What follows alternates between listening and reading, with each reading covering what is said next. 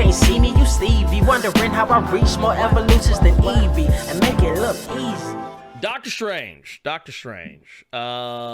which, by the way, for those who don't know, directed by Sam Raimi, famous for the Spider-Man trilogy, the original Spider-Man trilogy, with Tobey Maguire's, also famous for the Evil Dead trilogy, Evil Dead 2, and of course Army of Darkness. Man's done a lot of great stuff. You said a really key thing just then. What's that? You said directed. Yes. Everybody needs to keep that in their mind. Yes. Now here's something I want to make clear. So for Doctor Strange, the challenge of this movie was it had a more Herculean task than even Spider-Man No Way Home. Because Spider-Man No Way Home, its problem was that there was so much shit in the movie. There was rumors of so much shit in the movie. No one knew how they were going to fit it all in. Like, this movie's got to be the most disjointed, hot mess you've ever heard of. Because we got to remember what happened in Spider-Man 3. Hell, it didn't even have as many characters as No Way Home, and that movie is a hot-ass mess. So you can imagine why people are gun-shy about movies that have too many characters and too much shit going on, too many moving parts. And this isn't a spoiler, because we knew this movie was going to have the Illuminati. We knew this movie was going to have Baron Mordo back. We knew this movie was going to have Wanda Maximoff. Of course, we're going to have Doctor Strange, as well as multiple versions of Doctor Strange. And of course, it was going to have America Chavez as Rachel McAdams coming back as the goddamn night nurse, one of the night nurses. It was just too much. It was too much going on. Oh, also, I forgot Tom Cruise. We got Tom Cruise in the movie. I'm sorry. It's crazy. It's crazy. It's crazy. Carter. Me and Carter, we were laughing our asses off. I ain't gonna lie. Look, but no. Box office masterpiece. Actor Tom Cruise, y'all, in the movie. I'm sorry, I had to say it. I just had to. But no. Anyway, that's my last spoiler during the spoiler-free review.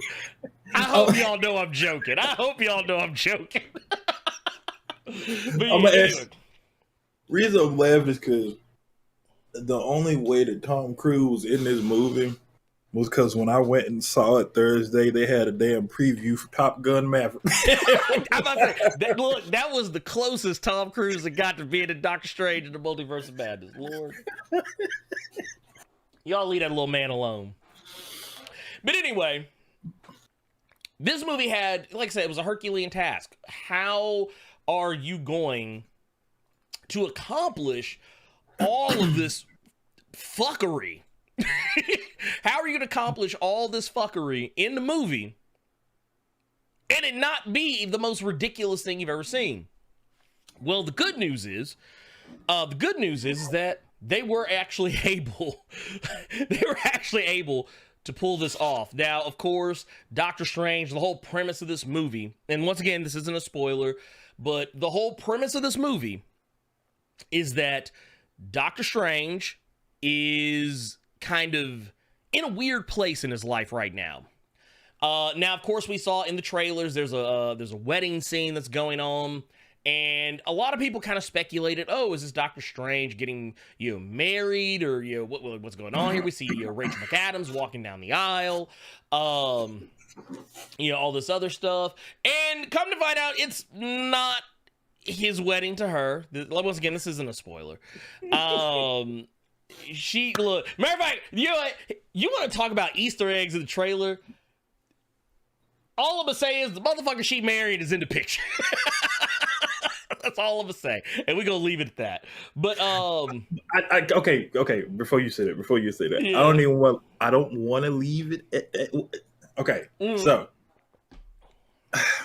it's not really a spoiler because no, not really. The man doesn't do anything, but Christine, which is her name in the movie. They say it so many goddamn times. You now know what it is. Well, that episode of What If, how many times her ass died? The reason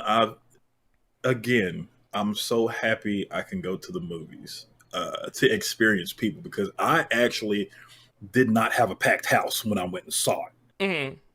So when we see the wedding and we see that she's not marrying Doctor Strange, and we see this brother, she's marrying a brother.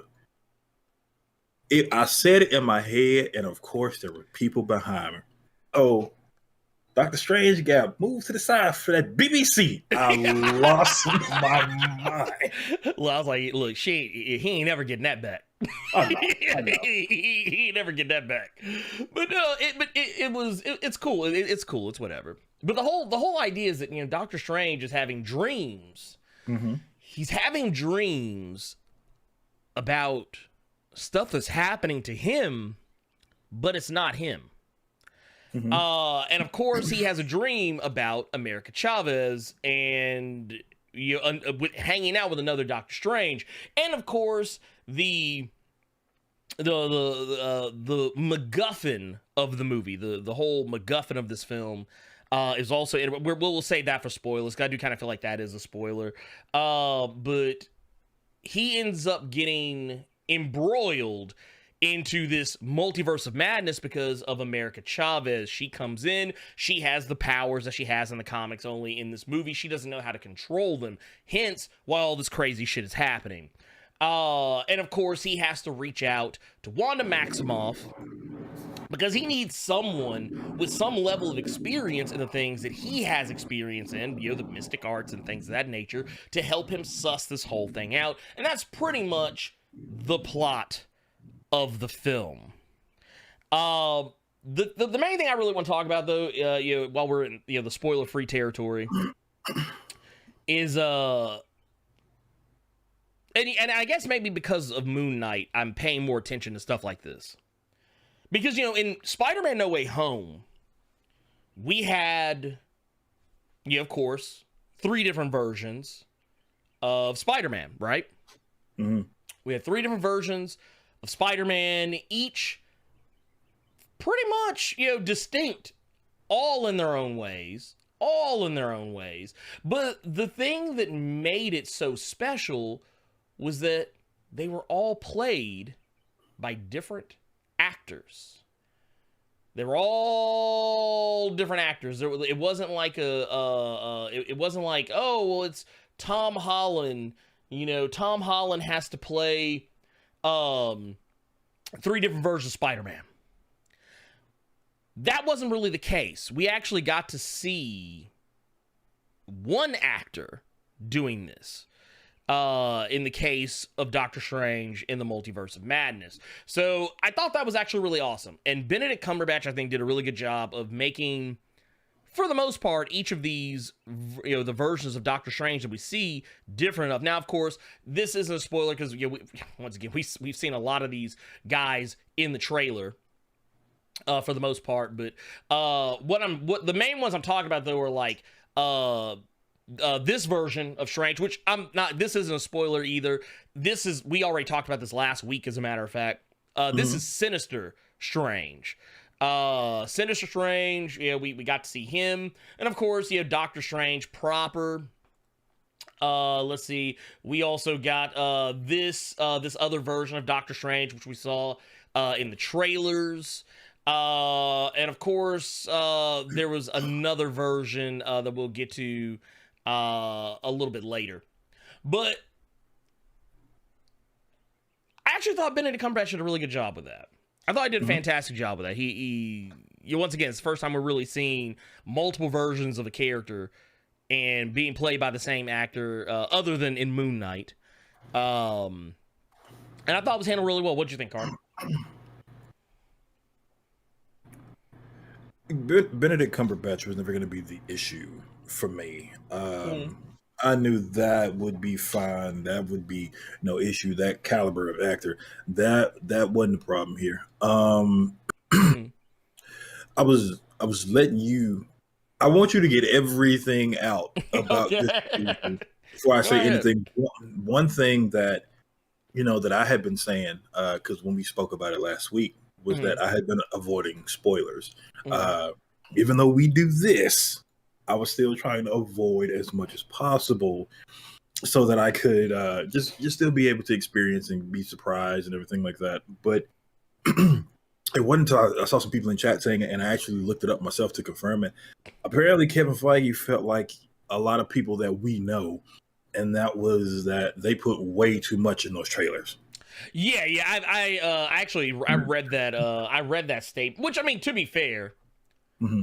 they do it all the time. Yeah, But yeah, because it I will. would expect this from Sony, not from Yeah. Marvel proper. Well, yeah, because even Sony put too. Well, but the thing is, here's the thing though. And I think the reason why, because also there was another statement where he said they kind of realized that in the end it didn't really matter because people are still going to be excited. They're still going to want to go see it.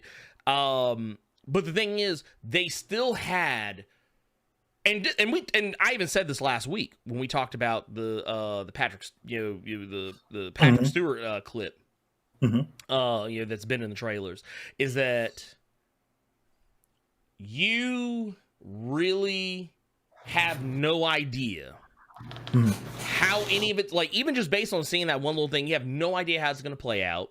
You have no clue what else is there.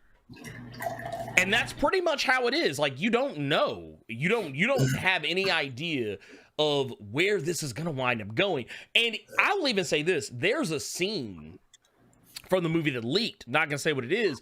I saw that scene. Still didn't have any clue how it was going to play out when I actually saw it in the theater. And, like, I got to admit, and at least I know you say your theater was packed. Mine was packed. People were freaking out like left and right for so many different things that happened in that movie. But yeah, they did show a lot. And I will say, I do think they showed too much. I think that but you know what? I kind of get why they did it. Because I actually said this to someone in the comments, because the video that we posted earlier in the week, where you were reacting to the Patrick Stewart stuff I was just talking about. Someone actually dropped a spoiler in the comments, and I deleted it. But not before I said something back. And actually, I'll even put this message out here for that person in case they're here. You might think you have ruined the movie for me.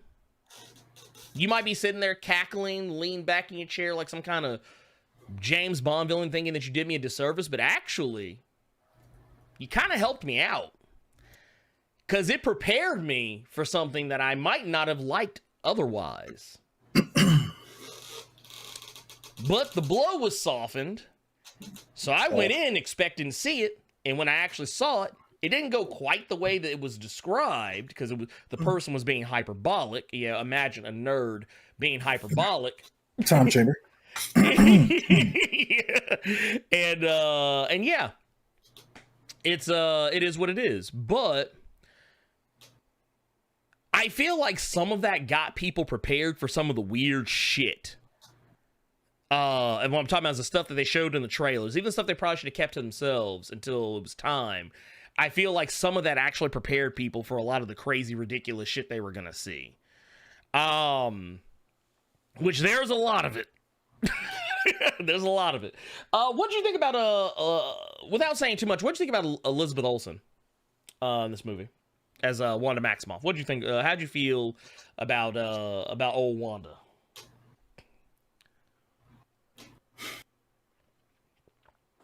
I'm trying to think with my reviewing comic movie acting frame of mind, and not my S-tier white woman frame of mind. Oh, I mean, yeah, I ain't mad at you. One of the best parts of the movie, I would say, her and Benedict Cumberbatch going tit for tat was really cool. This was, I feel like it's a disservice to say this was the best thing that she did, just because I don't want people to I don't want people to misconstrue that because there are people that liked WandaVision, but for her to be out in the forefront, because this was basically her film, and this was Benedict Cumberbatch's film, as opposed to, oh God, Age of Ultron, Civil War, where she was more so just one of several characters. Even in WandaVision, in a sense, she was the focus, but there were so many moving parts to that.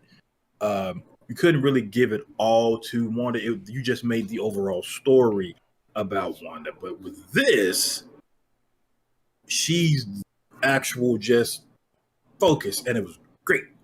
It was great. I think people can now. We know who the top tier Olsen is. we know in that tier list of Olsens, we know who is S plus rank right now. Oh yeah, no, 100%. I thought, but she absolutely did her thing in this movie, man. It almost makes you mad in the sense that if people hadn't seen her in other films like I had, or if all they know is just the Marvel stuff proper, it almost makes you wish they gave her more to do in those other movies. Just because she was chewing the scenery, man, she was great in this. She was really, really good in this. Oh yeah, no, I 1000% agree. I think that the thing that I think a lot of people are probably going to walk away with this movie is they're gonna walk away thinking that there's no way she doesn't get some kind of a what's the best way to put this, without going too deep into it or having to explain why. A lot of people are going to be are going to be wondering what's going to be the next big thing for this character. Once again, without going into any details, a lot of people are going to be like, I want more. They're going to want more. I mean, people were already wanting more after WandaVision. People are going to be wanting even more, I think, after this. I would imagine. But yeah, Elizabeth Olsen, she did her thing as good and as best as anyone could possibly. Let me ask you this: what did you think about Xochitl Gomez as America Chavez?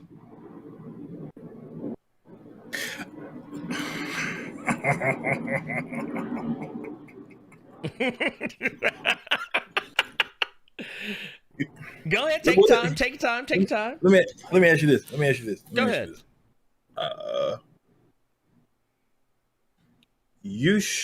What's the way I can say this right now? In the words of Paul Heyman to Eric Bischoff before Triple H was drafted to Monday Night Raw, you sure you want me to say this out loud? Okay, well, I will give mine first, and then you can give yours. So Xochitl Gomez, who plays America Chavez in this film. Props, by the way, because I did not know how to say her first name. I kept trying to figure it out. So props for that. You know what? I've tried to put myself more in the habit of looking up how things are pronounced before I try and say them. But just the thing I do now.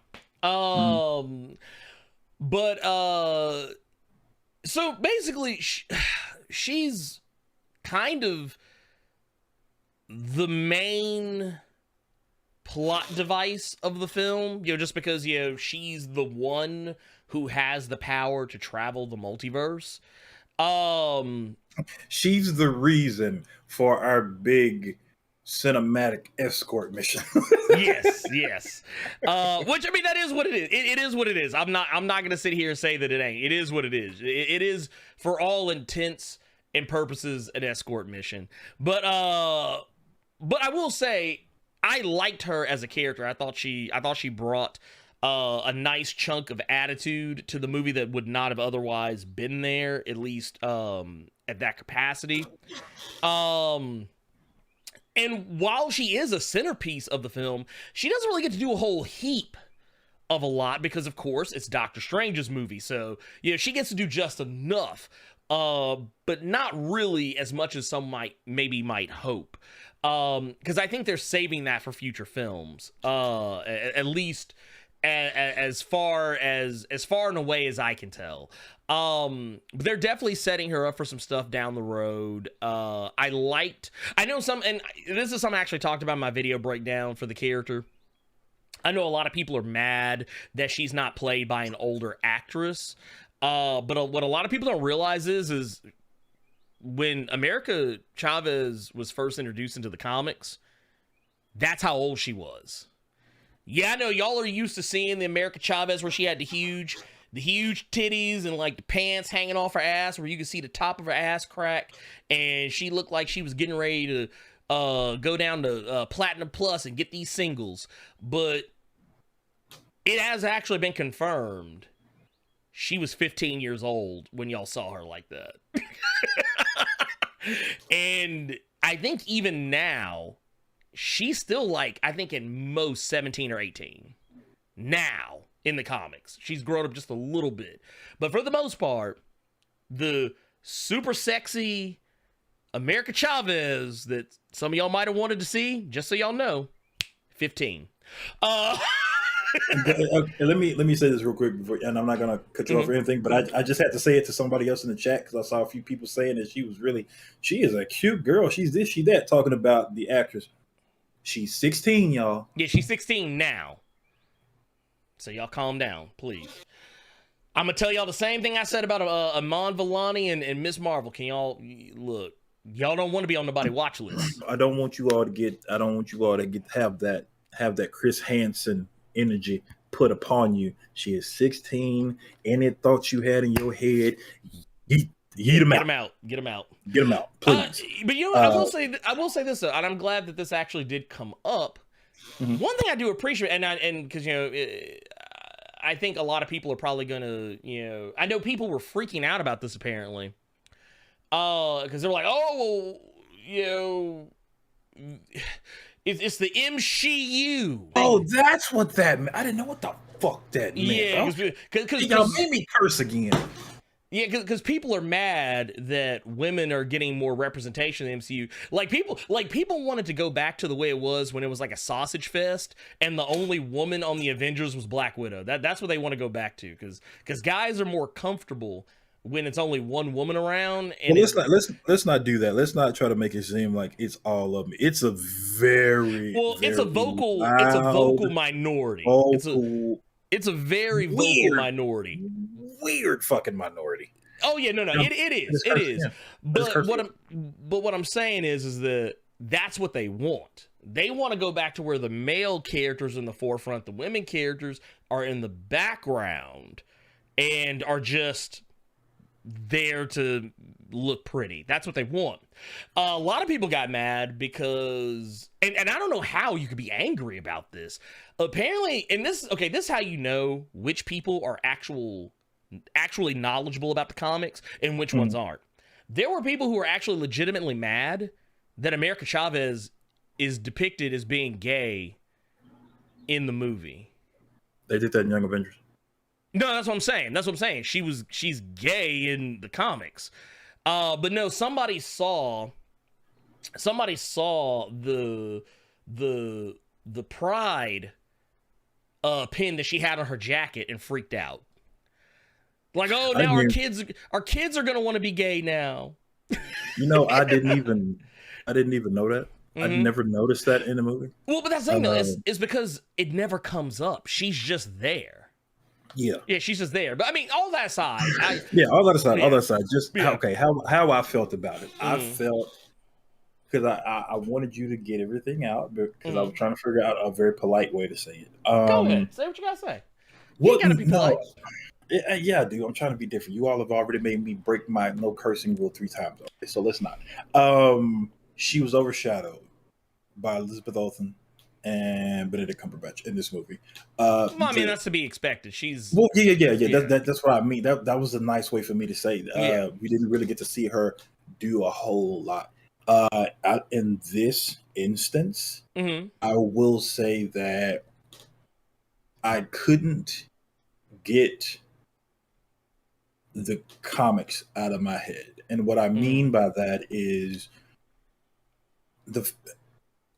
now this part has been talked about to death, so I won't even stay on it long. But the fact that she was, in a sense, light washed. Mm-hmm. That was one thing that people were complaining about. I could ignore that, but I can too. I can too. And the only reason I say that is because that's been talked about to death, so there's no reason for us to even stay on that. I mean, look, this is all I'll say about it. Mm-hmm. I know a lot of people wanted a darker complected actress to Mm-hmm. play America Chavez. Here's the thing. Mm-hmm. I think they picked who they picked, not based on skin color. I think they picked who they picked based on who they thought would do the best job. I think they picked who they picked just depending on age, because I think her and Miss Marvel are going to do something together. But no, that's going to happen. But the thing is, and this is the thing I hate that we keep having to go back to. She's not as old as people want to think she is. She's a teenager. She's a teenager. Plain and simple. Yeah. That's what 15 and 60-year-olds look like, y'all. Okay. Yeah. But let me, when she talked, there were moments where I was absolutely okay. Yeah, Miss America would say that. Mm-hmm. She would act. Yeah, she would say that. She did have she had a little bit of the attitude. I told someone else this when they asked me about her.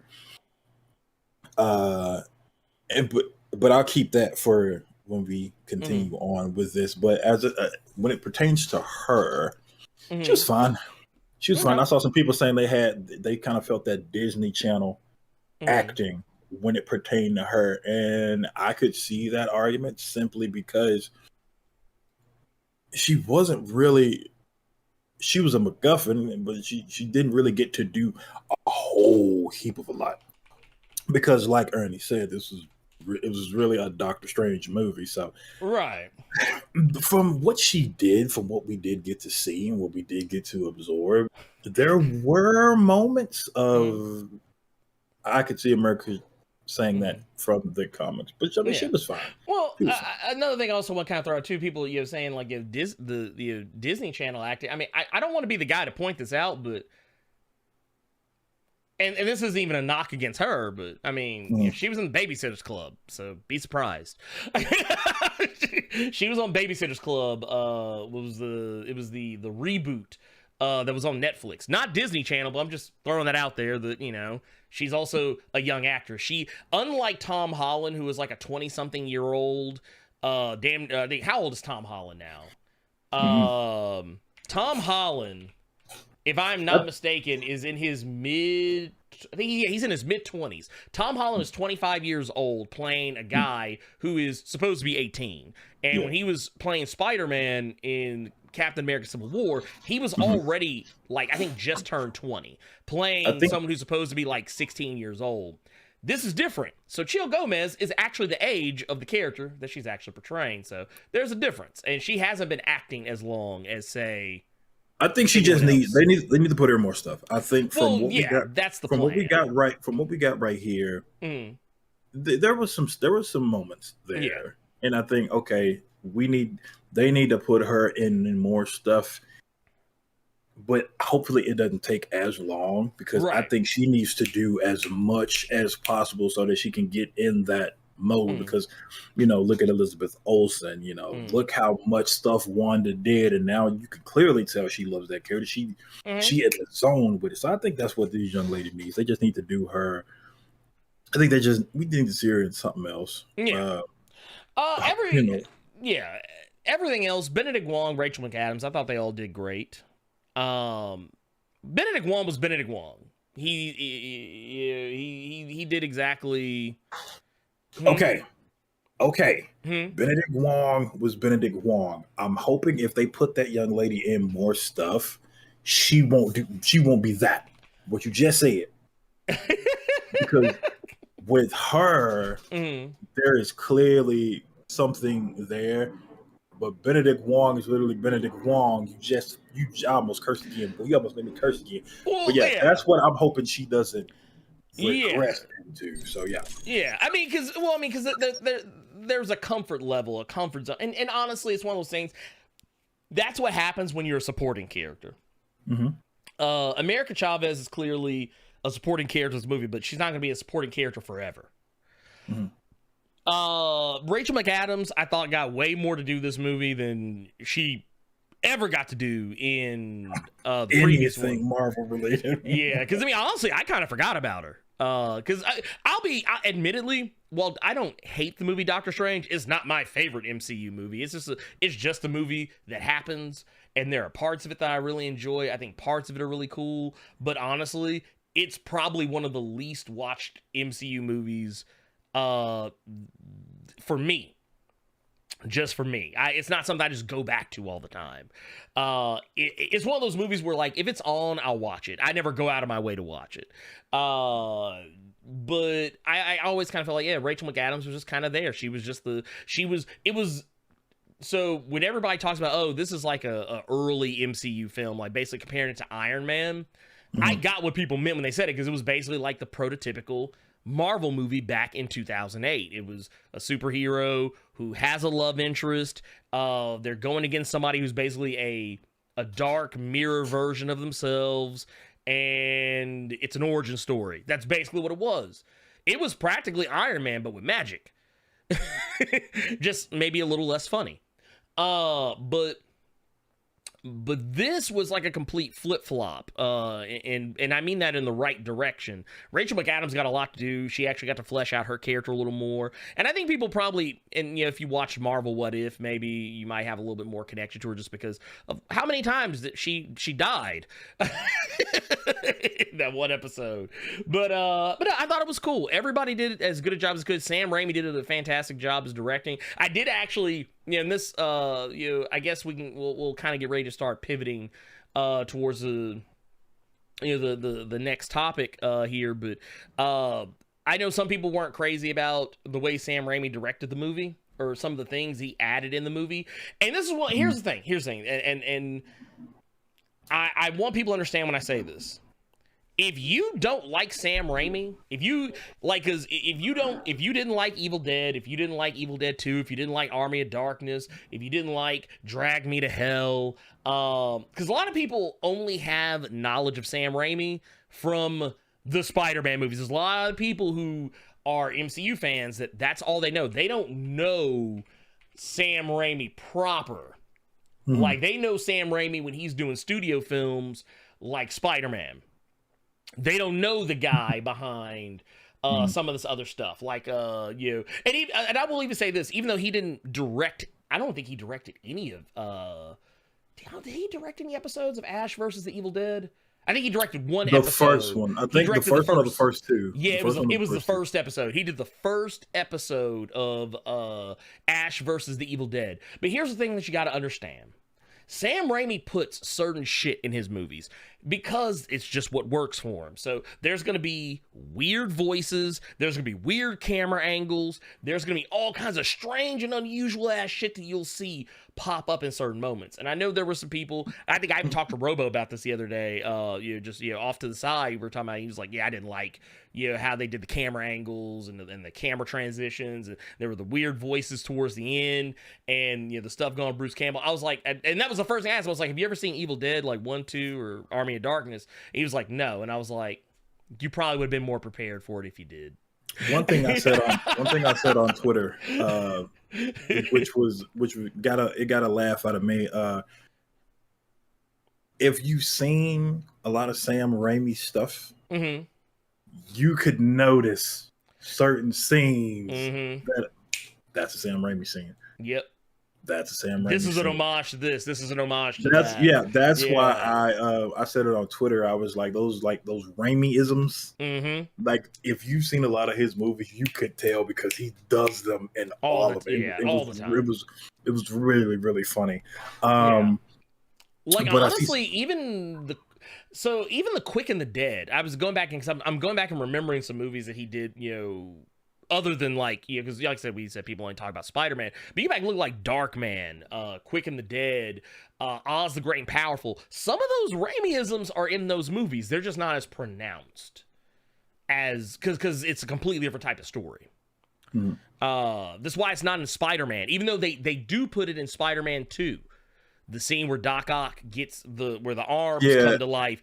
That is a Sam Raimi scene, for those that aren't familiar. And this film even does the same kind of zoom ins and stuff like that. And the jump cuts and the quick cuts. The spectral perspective of like you can tell like, oh, there's someone watching, so you're seeing exactly from their eyes. That stuff's in there. And if you don't like it, I mean, that's cool, but just know that's just what this, kind of like, the same way, people get mad at me for criticizing Zack Snyder for having 2.5 hours worth of slow-mo in one movie. If you're cool with that, then if you're gonna allow a director his dalliances, his proclivities, whatever, then allow a director to have him, in this instance as well. I mean, it is what it is. How do you feel about Doctor Strange and the Multiverse of Madness, Mr. Ernie, Blerd without fear, sir?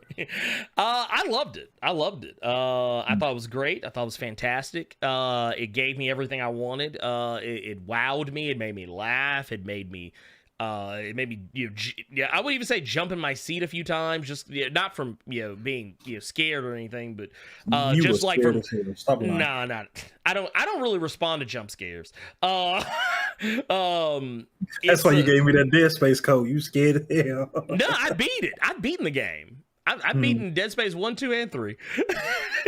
I love those games, but no,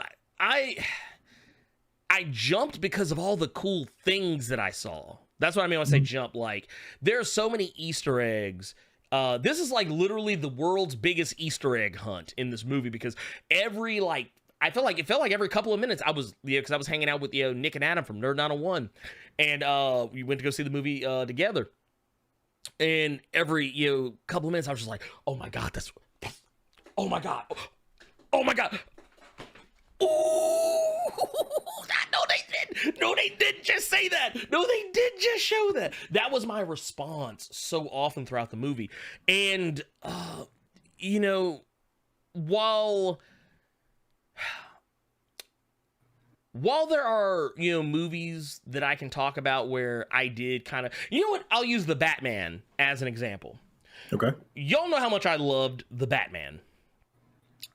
And I think I even said when we reviewed that movie that there was a moment where I did kind of look down at my watch, or my phone rather, to check the time, because I was like, I'm starting to feel this 3 hours. I was like, I'm starting to feel this 3 hours. Whereas with this movie, now granted, it's only like 2 hours and like 6 minutes, give or take, a little over 2 hours. Which is weird, because I remember someone saying a ways back that this movie was going to be just as long as No Way Home. And it isn't. But I felt like, dude, they kept it tight. They didn't linger on too many scenes too long. I felt that everybody had an adequate amount of things to do proportionate to their role in the movie. With probably the only character I felt that didn't get enough was maybe America Chavez, but once again, I recognize that's for a very specific reason. It's not her movie to do that. They are introducing us to the character so that we could be more accustomed to her later. And there were some other things in there too, I do also want to say this too. This movie, I don't give a fuck what anybody says. This movie is not a horror movie the way a lot of people are trying to market it as. It is not a horror movie. Okay, man, look, you gotta get us blocked on more people's Twitters again. Look, here's the thing. I'm still laughing at that shit because I was like, I don't even care. I was like, okay. I think you care more that I muted you than you blocking me. I was like, I don't give a shit. But no, just like I tried to explain to somebody else, just because a movie has sex in it doesn't make it porn. Okay? Just because a rom-com has a car chase scene and it doesn't make it an action movie. This got you. movie does have horror elements in it. It has horror movie elements. And by horror movie elements, I mean it does have moments where shit pops out on the screen and is meant to jump scare you. I will say that. There are moments like that in the movie. However, me personally, I don't think that constitutes a horror movie. Like, I saw people on Twitter literally trying to compare a character in this movie to Michael Myers.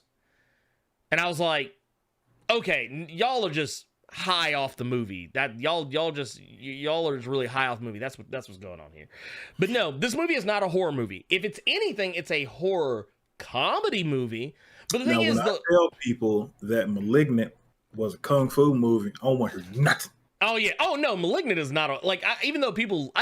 Here's the thing. I think Malignant is just dumb fun, but it is not a horror movie. That movie is. You know what? It's a horror kung fu movie.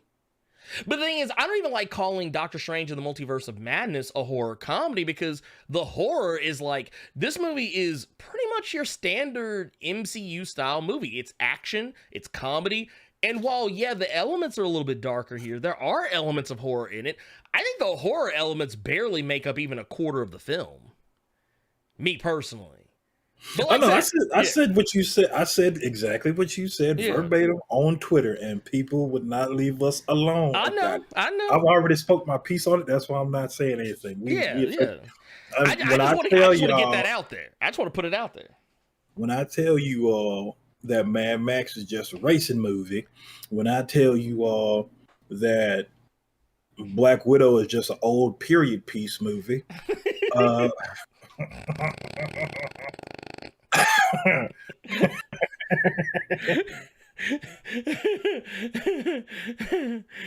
my god. You know, Carter, what are your final thoughts on the movie? Then we're gonna get into spoilers. Okay. You said something, and I'm okay. I can say this without spoilers. That's fine. Mm-hmm. Okay. You could very easily take something. How could I say this? It's very easy to make something out of nothing.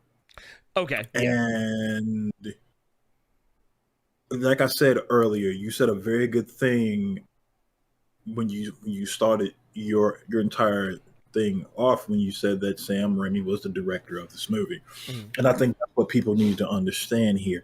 Sam Raimi was the director of this movie. The writer of this movie was Michael Waldron. Mm-hmm. Sam Raimi made something out of nothing. Yes. Because this movie, to me, with everything that I enjoyed, it was a solid, like I said on Twitter, it was a solid sequel. But I think that what we got was not gonna blow the roof off the place. I think there were several things that were really cool about it, but again, he made a very subpar script a really, really fun movie. And I'm speaking about Sam Raimi here. Is it something that I would sit down and watch again? Nope. I would probably look up certain scenes on YouTube whenever this comes out. But I think you said what you said about American Chavez, and I will leave it at that. It was fine. But again, like Elizabeth Olsen killed it, Benedict Cumberbatch killed it. I mean, the cameo we got from And One mixtape legend Hot Sauce in this movie don't forget Tom Cruise. Dude, Tom Cruise was the best actor in this movie.